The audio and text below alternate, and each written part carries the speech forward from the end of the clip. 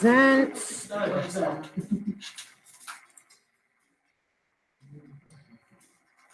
I got to get it on the right screen. Okay, turn the lights off. Too many things going on at once. So, go ahead and go ahead and I actually did have somebody know the actual answer in first period, like he knew what it was and said it correctly. I had a couple people in other classes. I could tell that they were on the right track. They just didn't know how to express it the right way. So, you have to keep in mind, we only live in like the lowest of the levels of our atmosphere, called the troposphere. But since that's the part that we live in, as we go up in elevation, what happens to temperature?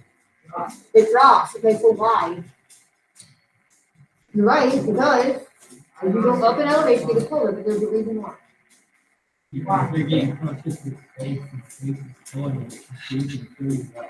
No, because there's certain layers as you go up, they get harder. Yeah.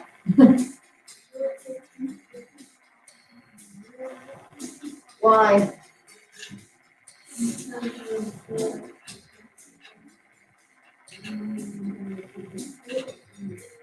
No, you look like typo. No, two of the layers as we go up, they actually get hotter. You get colder and you get hotter, you feel it. You have no idea. Okay, so This is why I took this class, right? so you can learn.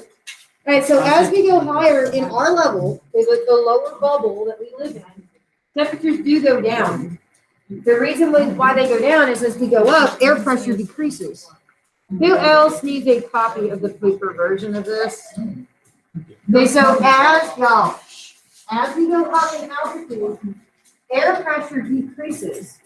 And obviously we can move in the air, okay, but the closer you are to sea level, the denser the air is, which means the more air that's in the same amount of volume, which means that there's more friction means more heat. And as you go up, the opposite happens. Okay.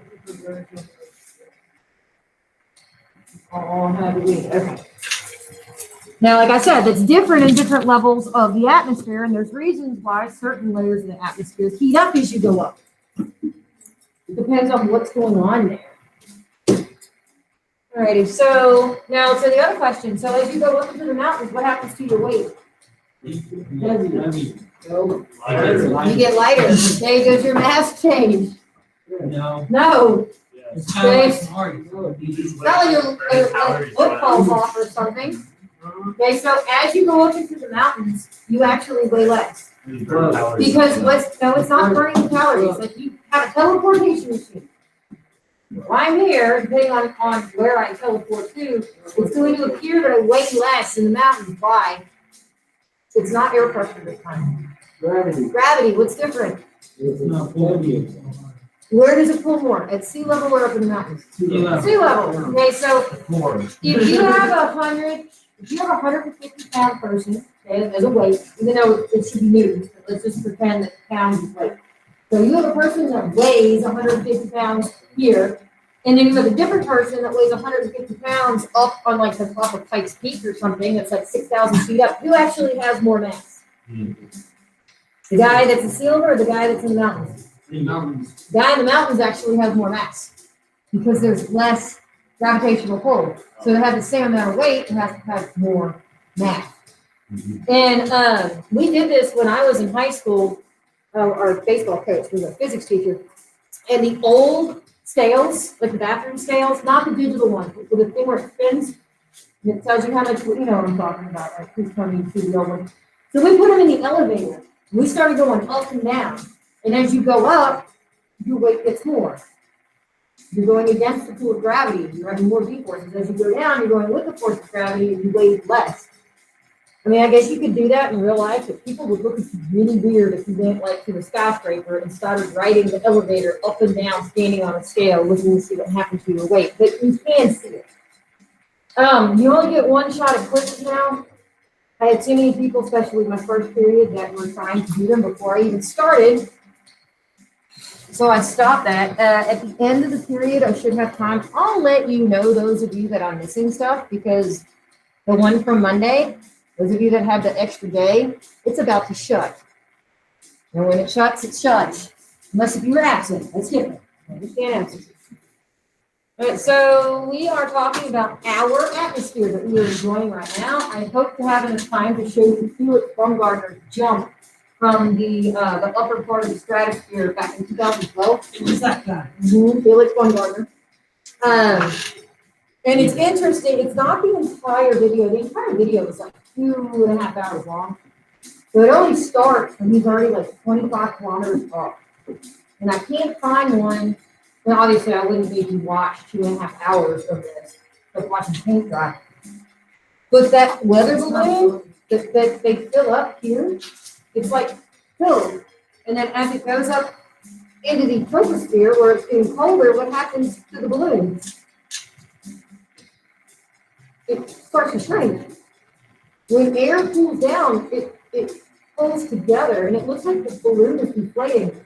And then once it actually crosses the end of the stratosphere where it starts to heat up, it starts to expand again. So towards the lower part of the stratosphere is where this one picks up. And then it looks like he's about to sink because there's like nothing in the balloon. And then at the point where he actually jumps out, it looks like the balloon is about to pop. It's so full. And just because as you go up into the stratosphere, higher and higher and higher, the temperature actually rises. It doesn't do what it does here. So our little cushion of air that makes our planet so special is our atmosphere. We only live in the lowest of the layers. In fact, unless you become a fighter pilot or an astronaut, you're not ever going to go out of the troposphere. That's the part that we live in. It's the part that has weather. You have to be like a stealth bomber pilot in order to go up into the stratosphere. Or an astronaut. No. Regular planes are not built to be able to handle the winds of the stratosphere. They'll get torn apart. Okay. The atmosphere is held here from our gravity. Remember, it's mostly nitrogen and oxygen. They can't escape the gravitational pull of the planet, or it's got hydrogen and helium did. It's the first atmosphere.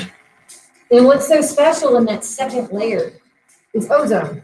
Ozone is O3, not O2. Ozone protects us from ultraviolet because it absorbs the UV rays. And as it absorbs these rays, it has friction, which causes heat, which causes the stratosphere to actually heat up the further out you go. That's why that balloon looks like it's expanding. And for those of you that are online, let me make sure I've unmuted myself because that would figure if I've left myself muted. It's just been one of those days. It really has. Have you? No, but I forgot to record last class and I was halfway through the presentation, so I'm recording this one close. But ozone, which is in the stratosphere, it blocks most of the, and I might be saying this backwards, it blocks most of the UVB. The UVA comes through. That's what causes the sunburn. Now the really bad rays, the gamma radiation and the X-rays, those are actually blocked in the thermosphere, which is the outermost layer and is actually the hottest layer of our atmosphere. That's where they put the International Space Station. So without the stratosphere, without the ozone layer, you walk outside and it's like vampire death. Like you would blister immediately. And if you're like me, it only takes about 15 minutes and you get a sunburn. So I burn. This is what happens when you've got freckles. And keep in mind, our atmosphere is also held together by the fact that we have an active core with that magnetosphere. It actually deflects a lot of the solar radiation that goes around us like a force field. Our magnetosphere gets punched enough times with solar wind and eventually it will be destroyed and it will do a pole reversal, which is how it re-energizes itself. It's like it reboots. And we're due for it. We're due for everything. We're due for the Yellowstone volcano to blow up. We're due for like the Richter scale 10 earthquake off California. We're due for like everything. We could all die. Of course we could all die. It's always a possibility. It's not a probability, but it's a possibility. In what case? Probably not. It's probably going to be like, it's happening. No, you don't know when you're going to die. Live life to the fullest, make wise decisions, and enjoy life and not be a pessimist. So air pressure is, air pressure is how hard the air is pushing down on you. The closer you are to sea level, the harder it is pushing down. So more pressure is pushing the air in the smaller areas, the air becomes denser, it becomes thicker, more concentrated.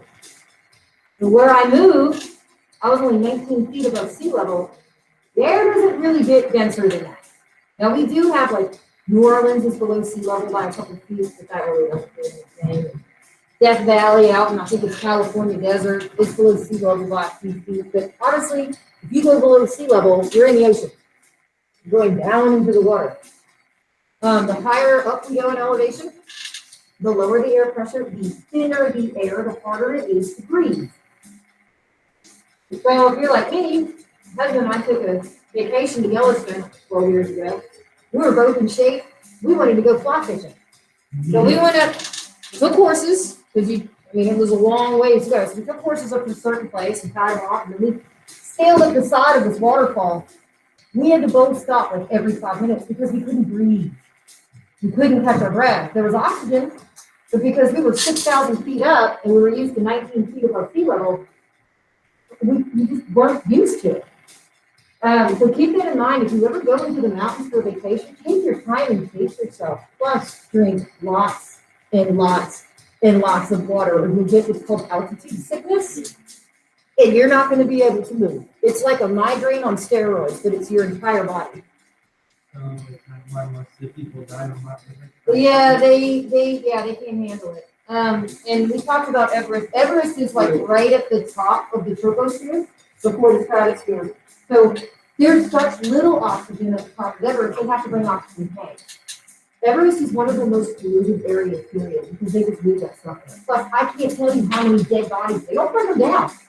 It's not like they can fly up there with a helicopter, it chokes the engine.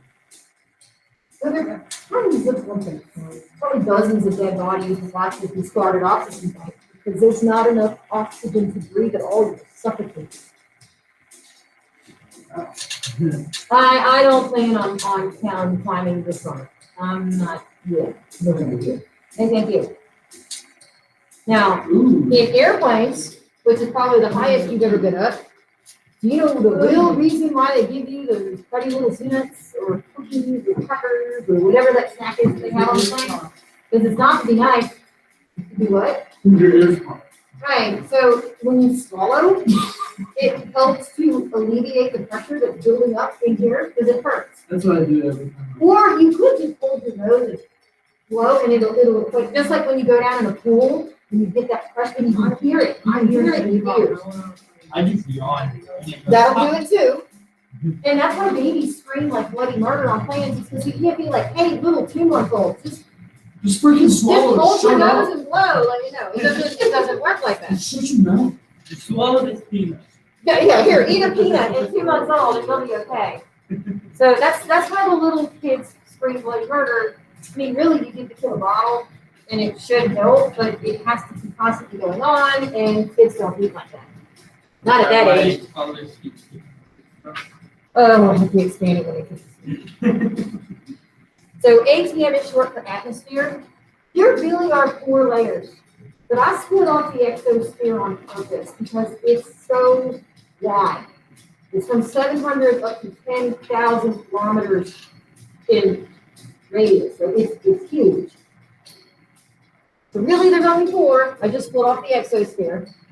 But the part, in fact, all of our atmosphere is primarily nitrogen and oxygen gas. The part that we live in is the densest of them all. I can't remember which one we're talking about. I need to look. Well, there is one more. And like I said, if you do visit the mountains, just take your time. Drink lots of water. Take your time.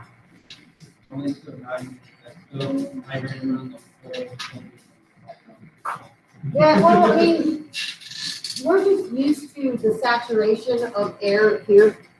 And again, the opposite goes for people that are in the mountains that come here. So not only are you dealing with hotter, but if the oxygen is more saturated, Everything's more saturated, and they get heat stroke a heck of a lot easier than we do. And granted, if it's 105 degrees outside, everybody's gonna suffer. But even if it's just 90 degrees outside, when they come here, because the air is so thick, they have a hard time regulating the body temperature. So it goes both ways.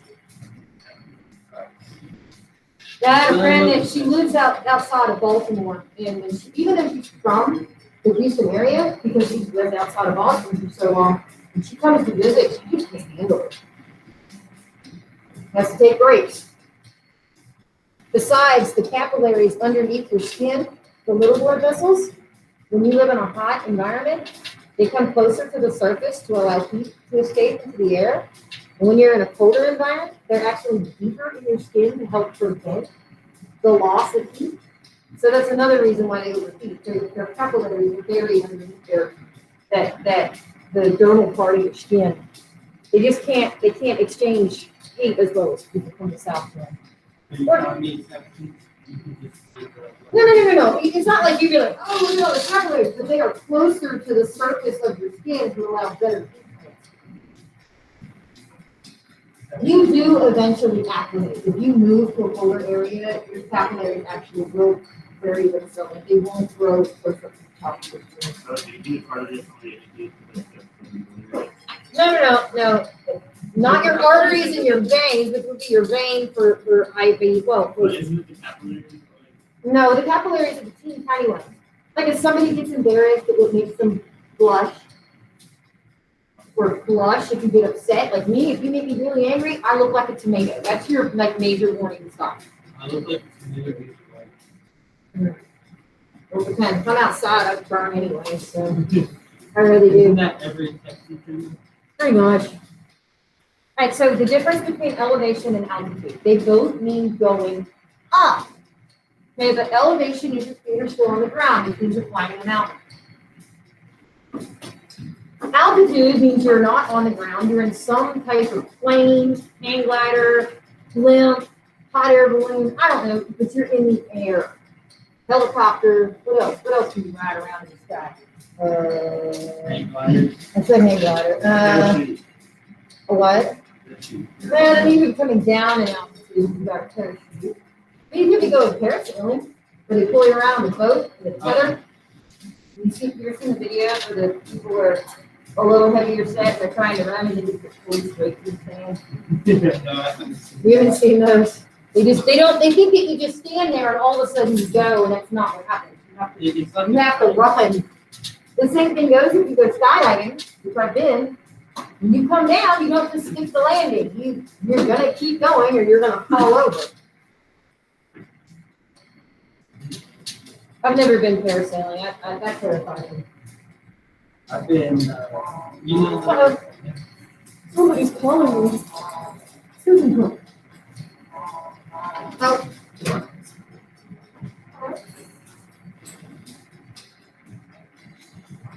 Sure, hold on a second.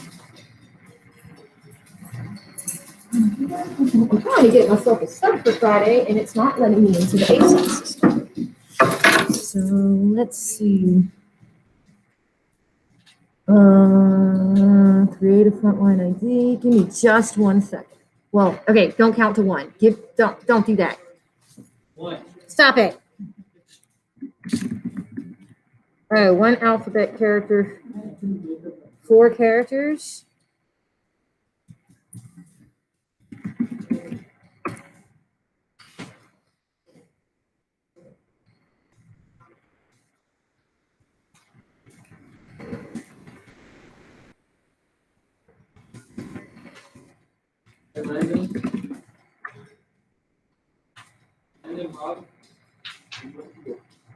Yeah, okay.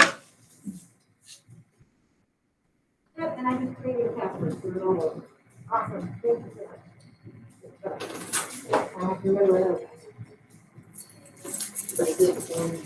No. All right, so back to this. All right, we have 5 layers that I'm going to talk about, even though there's really 4. Like I said, I break the exosphere off. The part that we walk around in is called the troposphere. That is where all weather takes place. Clouds, rain, hurricanes, tornadoes. What do I hear? Wind, it's actually even windier on the next level up. As you go up in altitude or elevation, and you're on the ground or you're flying, it gets colder the higher up you go because the air becomes thinner. There's less gravitational pull to hold those air particles together. And you would think it would keep continuing that way until you're in outer space, but that's not the way it works. Who am I hearing? What am I hearing? The stratosphere is the next. Now we're starting from Earth and going up. The stratosphere is the next one up, and you put the phone away. This is where most of the UV radiation gets absorbed, which causes friction, which causes heat, and as you start going up in the stratosphere for the next layer, it actually gets hotter. No, you do not need to know the temperature range, but you need to know in the troposphere, as you go up, it gets colder. Then you enter the stratosphere. As you go up, it gets warmer. And we're going to see that with the Baumgartner weather balloon if we have time.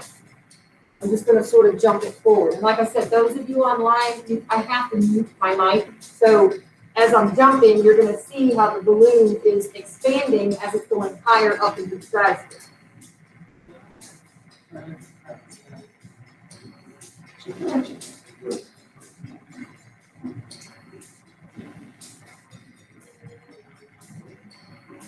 Now, if you fly military jets, specifically your stealth bombers, so like your, the original one was Blackbird, the SR-71 Blackbird from like the 70s. That was the first one that flew there.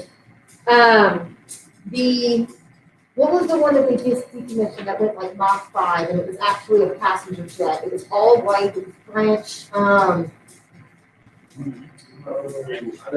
Right, there's only like 5 of them, and it was extremely expensive. But you could get from like New York to France in like 2 hours. It was the those went up into the stratosphere. Was it with an L? They were really pointed in the front and angular, and when they came down to land, the whole front of the plane bent No, I know down. what you're talking about. I'm thinking the L. He's pulling your strings. no, we're talking about the same thing. They're not shaped. Sorry, I got on the phone. He's pulling your leg. No, they stopped doing them. You can't We find know them that anymore. they're They've been available, decommissioned. but Lane doesn't know. No, we're talking about the same thing. And as soon as I see it, it's gonna. Oh, Yeah, I'm not saying no. it's not talking about the same thing. You just gotta know what it's called. You just don't know the word. No. It was called the. I went from New York to Paris in 90 minutes. What? Not possible. It's either an L or an F. Hold on. No, not that one. They're decommissioned though. Because they went up into the stratosphere and there was this thinner air, therefore they can travel faster, less resistance. Oh my gosh, guys, this is gonna drive me nuts. I'll look it up. Terminus. The what? Terminus. Doesn't sound I thought right. you That's said not the L one I'm thinking or of. Yeah, makes no sense, man. He's definitely just pulling his leg. No. He's just jockeying. All I'm pulling up the belly. Because these aren't there anymore. They were decommissioned. The big 29. No, those are fighter pilots. Those are No, fighter no, pilots. it's They're terminus. different. That was cute. It was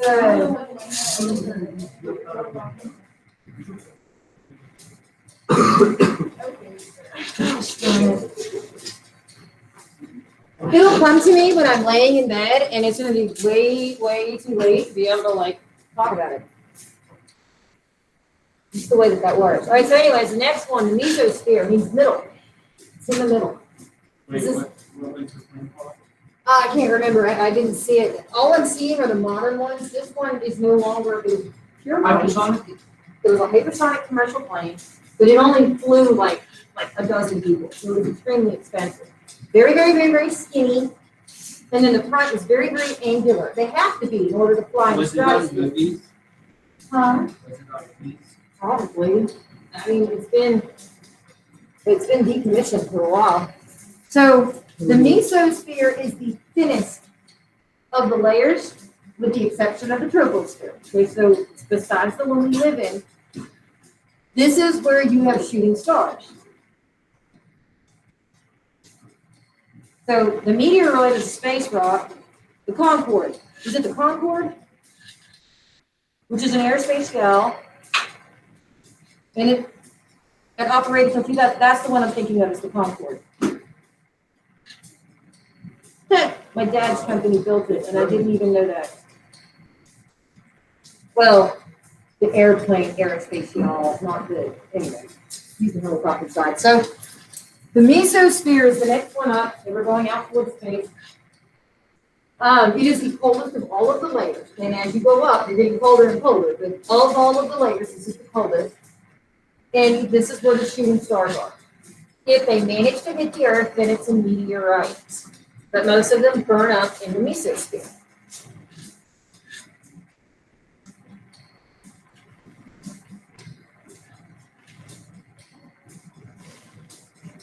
We don't fly things up there unless you're on your way on a NASA rocket to go to the International Space Station, which is out much further than that. Like I said, the only way you're going to fly in the stratosphere, unless you happen to get on one of those hypersonic jets, good luck, is if you're a fighter pilot or if you're an astronaut on your way up into the thermosphere. Did you know that they're companies involved in through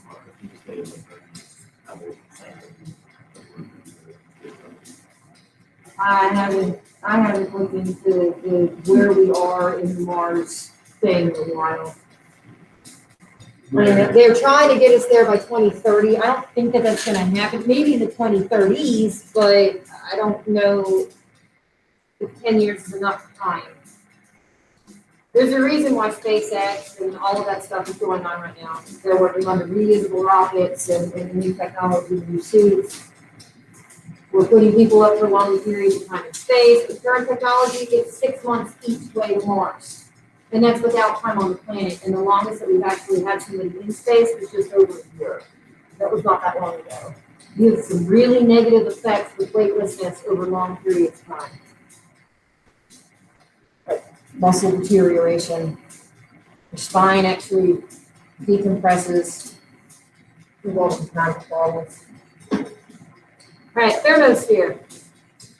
This is truly the last layer that is made up. The bottom part is called the ionosphere. The whole thing is called the thermosphere.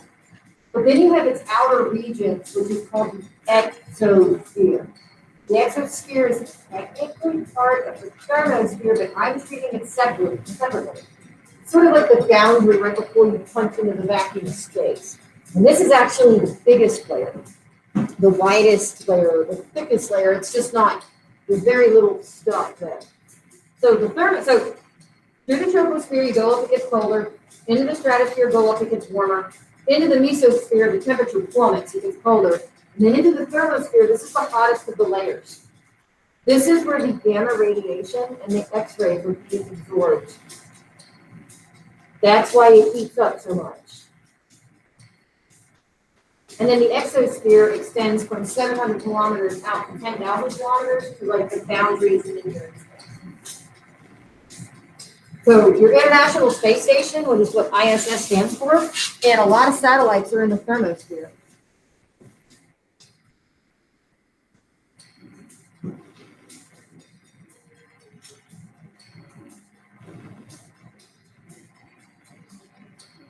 Now, all those supersonic jets, they have a different structure.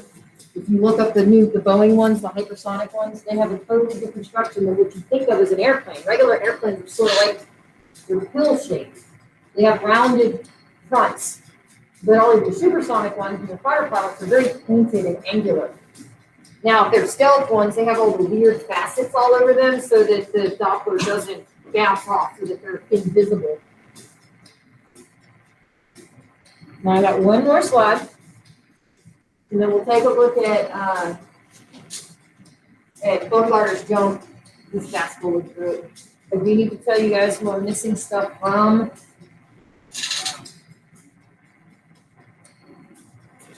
The one from Monday, the window is shutting at 4. I am not opening it back up.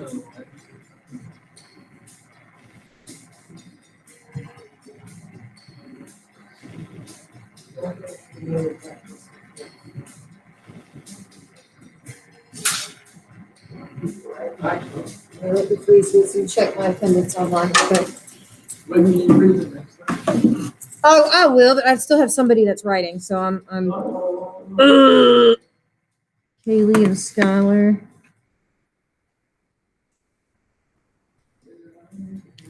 Got something in the chat bubble.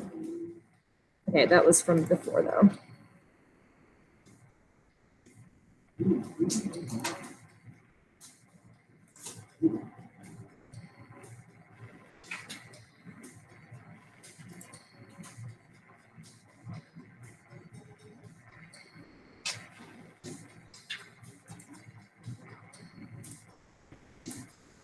I'm still writing.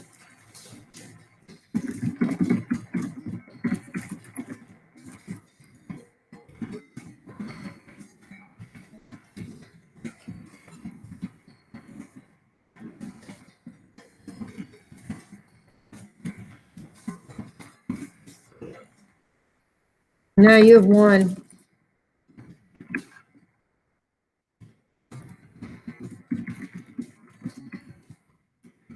All right, does anybody need a little bit more time? Yes? Okay, okay, it's okay. I'm creating my absence, so I'm multitasking like always.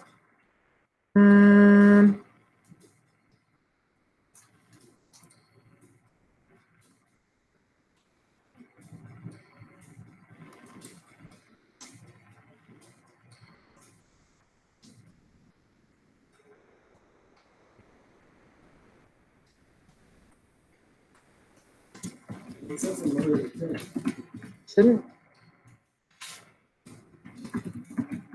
How do you get that?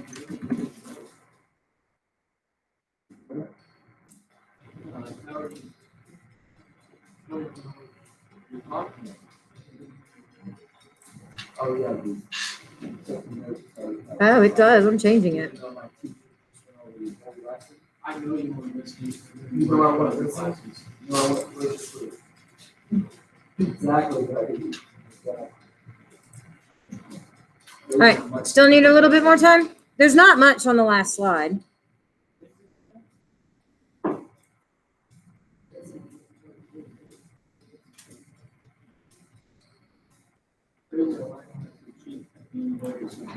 No, that's not good. Cheating's not good. All right, and I think we're ready. All right, so going from the outside back to Earth's surface, the exosphere is the widest. So from 10,000 kilometers up down to 700 kilometers up. The 1,300 kilometers worth of distance is considered the exosphere. This is why I split this guy off separately. So then the thermosphere, which technically the exosphere is part of, but the thermosphere is from 700 down to 80 kilometers. Again, we're going towards the surface of the Earth. We use metric in science, but put the miles up here for reference. So on the quiz, is it going to be a kilometer? I'm not sure which one I asked on there. I'd have to go back and look on it. The mesosphere, the one that burns up the asteroid or the meteors, is from 80 down to 50. This is only 20 kilometers. This is the thinnest, besides the troposphere where we live. This is the thinnest of the outer parts of the atmosphere. The stratosphere is from 50 down to 12. Now, Baumgartner threw himself out of that pod at 39 kilometers up. So he was about 2/3 of the way up through the stratosphere when he jumped out. He actually blacked out too. You can see him portwheeling as he's falling through as he goes from the stratosphere towards the thermosphere. The troposphere is the part that we live in, which is only about 7 miles thick. Commercial planes, that's the upper range of their flight. They normally don't go above about 35,000 feet. In order to go into the stratosphere, because it's a lot windier, their structure has to be different. A regular shaped plane can't handle the winds of the stratosphere. I'm going to freeze this one. You do not need to know the temperature range. You just need to know going up thermosphere gets colder, stratosphere gets warmer, mesosphere way colder, thermosphere way hotter. Alrighty, so while you guys are doing that.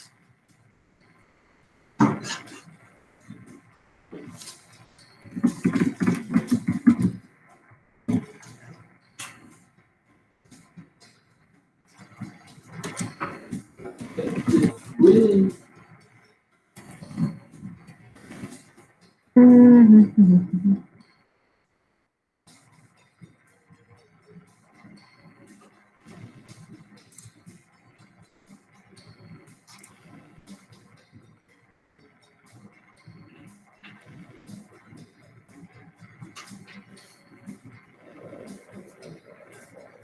It looks like it's created.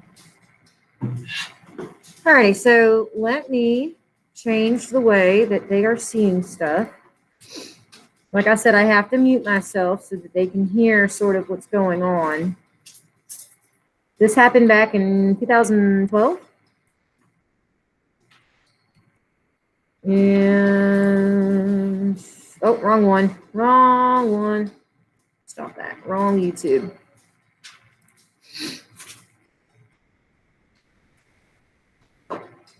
There we go. Sponsored by Red Bull. Somebody asked, did you get paid money? Probably. All right, I'm going to mute my mic.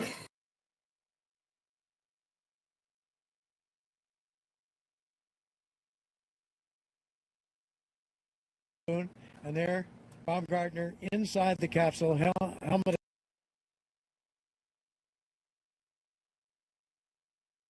now. No, not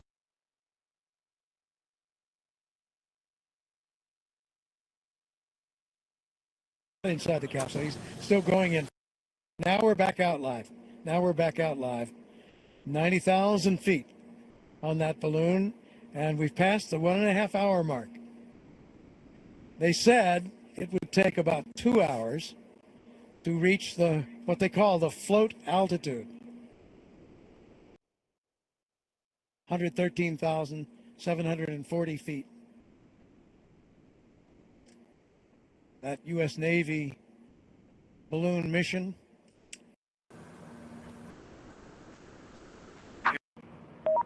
Thank you. Item 9, turn O2 and into flow valves to the closed position.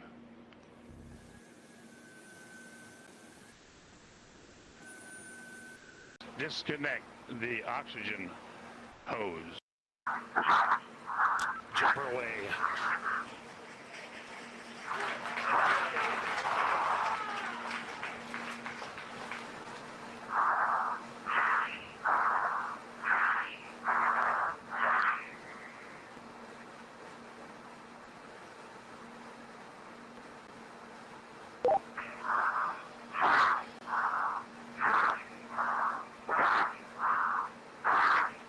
Speed 546. Speed 600 miles per hour. Speed 650 miles per hour. Speed 700. Speed 725. Speed 729.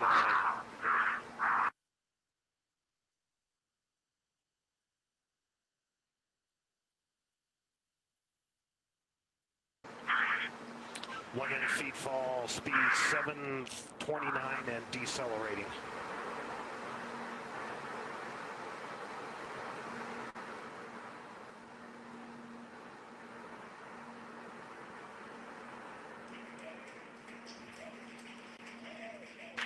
Showing Felix in a stable descent.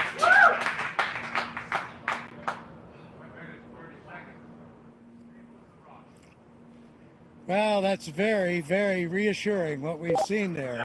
That high-speed drop, and now you can see from the little dot, there's the applause.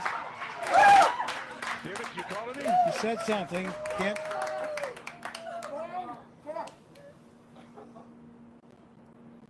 Family applauding, but you can see by David, can you hear me? the little dot, that he's in controlled descent. 2 minute into free fall.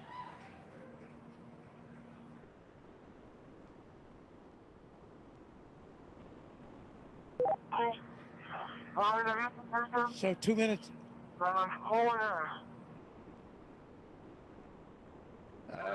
Keep talking, Felix. Keep talking. Still can't quite make that out, but reassuring to hear his voice. And you can see how he's in control there. That's showing you the supply of oxygen in his oxygen bottles.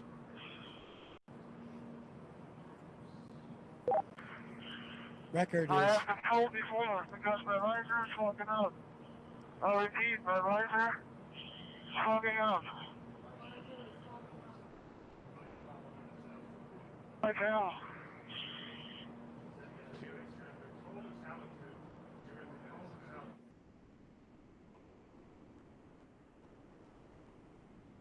so you can understand that. He said his visor was fogging up, but he's getting to warmer altitudes.